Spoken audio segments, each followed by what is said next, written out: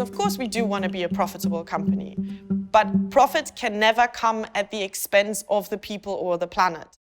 Elle, c'est Belinda Bork. Elle est chargée des politiques publiques de l'entreprise Tony's Chocolonely. Et pour notre documentaire, Responsable, elle nous a raconté l'histoire assez dingue de cette boîte. Au début des années 2000, un groupe de journalistes d'investigation néerlandais découvre le scandale qui secoue l'industrie du chocolat. Des millions d'enfants sont exploités et parfois même réduits en esclavage dans les plantations de cacao en Afrique de l'Ouest, en particulier en Côte d'Ivoire et au Ghana. Politie Amsterdam, goedemiddag. Ja, goedemiddag. Ik heb een vraagje. Ik heb gehoord dat bij eigenlijk alle grote chocolademerken die er zijn, dat die gebruik maken van kindslaven. En u eet veel chocola? Juist. Nou, ik zou me daar geen zorgen om maken, meneer.